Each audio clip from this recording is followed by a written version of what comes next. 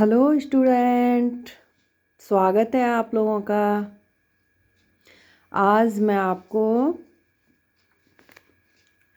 संक्रामक रोग किसे कहते हैं उसके बारे में बताऊंगी।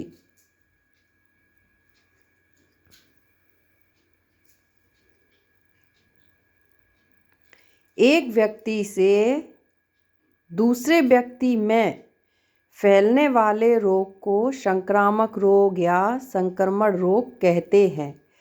संक्रामक रोग सूक्ष्म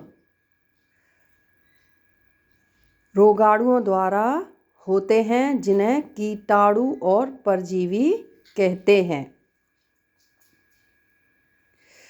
नेक्स्ट है आपका 2 घरेलू औषधियों के नाम एवं उपयोग लिखिए।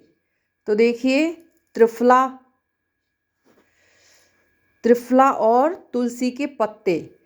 तुलसी के पत्ते ज़्यादातर घरों में मिल जाते हैं जिससे ज्वर तथा जुखाम में लाभकारी होता है। त्रिफला कब्ज, गैस, पेट के रोग में लाभदायक होता है। पारिवारिक आय के प्रकार लिखिए। तो देखिए पारिवारिक आय 2 प्रकार की होती है, एक आय प्रत्यक्ष तथा दूसरी अप्रत्यक्ष।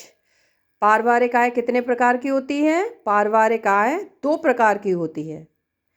ओके। पुरुषों के लिए कैसे कपड़ों का चुनाव करना चाहिए? तो देखिए पुरुषों के लिए उत्तम फिटिंग तथा व्यक्तित्व को निखारने वाले कपड़ों का चयन करना चाहिए। कपड़े अनिवार्य रूप से आरामदायक एवं आकर्षक भी होने चाहिए। ऊर्जा प्राप्ति के लिए किस प्रकार का भोजन होना चाहिए? हमें ऊर्जा किससे प्राप्त होती है? हमें ऊर्जा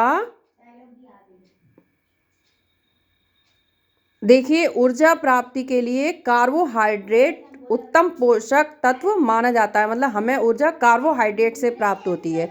और जो कार्बोहाइड्रेट है वो हमें किससे प्राप्त होता है? आलू में प्राप्त होता है कार्बोहाइड्रेट, जिससे हमारे शरीर को शक्ति प्राप्त हो, ऊर्जा प्राप्त हो। तो उनसे कार्बोहाइड्रेट की प्राप्ति होती है। कार्बोहाइड्रेट से ऊर्जा की प्राप्ति होती है। ऊर्जा प्राप्ति के लिए कार्बोहाइड्रेट को उत्तम पोषक तत्व माना गया है। अतः ऊर्जा प्राप्ति के लिए कार्बोहाइड्रेट युक्त भोजन होना चाहिए। ठीक है। रोगी के कपड़ों की सफाई कैसे करेंगी आप? यदि आपके घर में कोई रोगी हो, बीमार हो, तो उसके कमरे की या उसके कपड़ों की सफाई आप किस प्रकार से करेंगी? तो देखिए रोगी के कपड़ों की सफाई साबुन आदि का उपयोग करते हुए निसंक्रामक पदार्थ जैसे डिटॉल आदि डालकर की जाती है।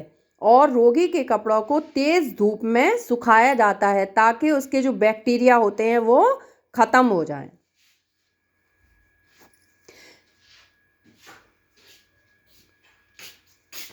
नेक्स्ट देखिए आपका गृह परिचारिका के 4 महत्वपूर्ण गुणों का वर्णन कीजिए।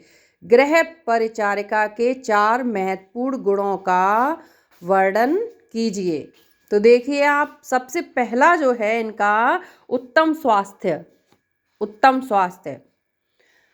परिचारिका का कार्य पर्याप्त कठिन होता है तथा उसे निरंतर रोगी की सेवा एवं देखभाल करनी होती है। अतः परिचारिका को स्वयं पूर्ण रूप से स्वस्थ होना चाहिए। दूसरे, यदि परिचारिका दुर्बल है तो वह रोगी द्वारा छोड़े जाने वाले रोगाणुओं से बच नहीं सकती तथा स्वयं भी रोगी बन सकती है। नेक्स्ट है उसका मधुर स्वभाव। नेक्स्ट मधुर स्वभाव। रोगी व्यक्ति रोग के कष्ट के कारण तथा दीर्घ अस्वस्थता के कारण चिड़चिड़ा हो जाता है। अतः उसके साथ बातचीत करने वाले व्यक्ति को हंसमुख एवं मधुर स्वभाव वाला होना अत्यंत आवश्यक है। परिचारिका ही उसके सबसे अधिक निकट होती है, अतः वह गुण उसके लिए और भी आवश्यक है। तीसरा है आपका सहानुभूति से परिपूर्ण। गृह परिचारिका को सहानुभूति भी होना चाहिए। सहानुभूति एक ऐसा गुण है जिसके वशीभूत होकर व्यक्ति अन्य व्यक्ति के कष्ट एवं परेशानी से प्रभावित होता है तथा उसके निवारण के लिए उपाय करता है। नेक्स्ट है आपका चतुर एवं दूरदर्शी। देखिए, परिचारिका को अपने कार्यों में दक्ष होना चाहिए। उसमें दूरदर्शिता का गुण रोगी की स्थिति का सही अनुमान लगा लेने में सहायक होता है। अथवा रोगी के बिस्तर की क्या विशेषता होनी चाहिए। देखिए, आप जो रोगी है उसके बिस्तर की क्या विशेषता होनी चाहिए। सामान्य रूप से रोगी का बिस्तर अच्छी तरह से कसे हुए पलंग पर लगाना चाहिए। रोगी के पलंग में खटमल न हो। पलंग पर सर्वप्रथम दरी बिछाकर गद्दा बिछाना चाहिए। गद्दे के ऊपर सफ़ेद चादर बिछाई जाती है। इस चादर को चारों ओर से मोड़कर गद्दे के नीचे दबा देना चाहिए। इससे चादर में सलवटें नहीं आती तथा चादर इकट्ठी भी नहीं होती है। चादर के ऊपर पलंग के बीचों बीच एक रबड़ या मोम जामा बिछाकर ऊपर एक छोटी चादर बिछा देनी चाहिए जो दोनों ओर गद्दे के नीचे दबा दी जाती है। रोगी को एक आरामदायक एवं मुलायम तकिया भी देना चाहिए। मौसम के अनुसार ऊपर ओढ़ने के लिए चादर अथवा कंबल दे देना चाहिए। इस प्रकार का बिस्तर रोगी के लिए आरामदायक एवं सुविधाजनक रहता है।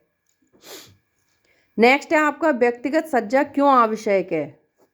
तो देखिए, व्यक्तिगत सज्जा तो किसी भी प्रकार की सज्जा से मतलब होता है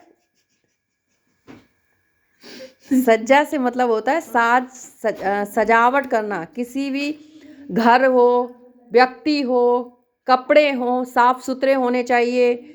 यदि कमरा है वो गंदा पड़ा हुआ है, जूते चप्पल पड़े हैं, गंदगी पड़ी हुई है, तो वो अच्छा लगेगा या जो साफ सुथरा है वो अच्छा लगेगा। तो व्यक्तिगत सज्जा क्यों आवश्यक है। देखिए, वर्तमान नगरीय परिस्थितियों में प्रत्येक व्यक्ति अपनी सामाजिक स्थिति एवं व्यक्तित्व के प्रति विशेष रूप से सचेत है। इसीलिए सभी व्यक्तित्व के विकास एवं निखार के लिए हर संभव प्रयास करते हैं। बाहरी व्यक्तित्व का निर्माण करने के लिए व्यक्तिगत सज्जा आवश्यक है।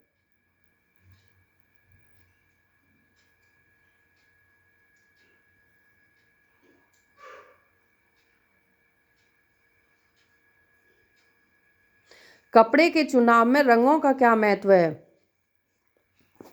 देखिए, कपड़े के चुनाव में रंगों का विशेष महत्व है। कपड़ों का चयन करते समय रंगों की उपयुक्त संगति को भी ध्यान में रखना चाहिए। रंगों की संगति का निर्धारण कला के सिद्धांतों के आधार पर किया जाता है।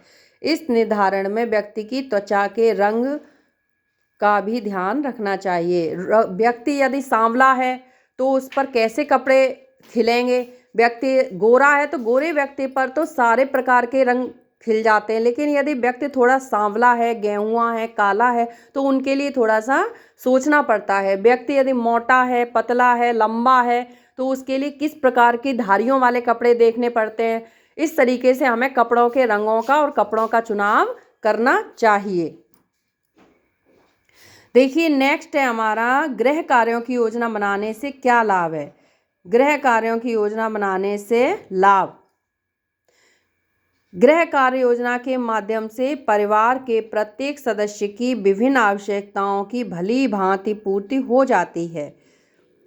गृह कार्य योजना होने की स्थिति में परिवार के सदस्यों के मध्य तनाव एवं कलह की आशंका नहीं रहती है तथा उसमें सद्भावना बनी रहती है। गृह कार्य योजना के माध्यम से परिवार के प्रत्येक सदस्य की कार्य क्षमता का सदुपयोग होता है तथा श्रम विभाजन की उत्तम व्यवस्था लागू रहती है। इससे परिवार का प्रत्येक सदस्य संतुष्ट रहता है गृह कार्य योजना से परिवार की अर्थव्यवस्था भी उत्तम बनी रहती है तथा सामान्य रूप से किसी आर्थिक संकट का सामना नहीं करना पड़ता है। देखिए, गृह कार्यों की योजना बनाने से क्या लाभ है? गृह कार्य मतलब हमें गृहिणी को किस प्रकार से गृह कार्यों की योजना बनानी चाहिए। यदि एक सुगृहिणी है तो वो अपना जैसे मासिक आय उसकी आ रही है तो उसके अनुसार वह अपना बजट बनाते हुए अपने ग्रस्त जीवन को आसानी से और आरामदायक अपने बजट के अनुसार चला सकती है।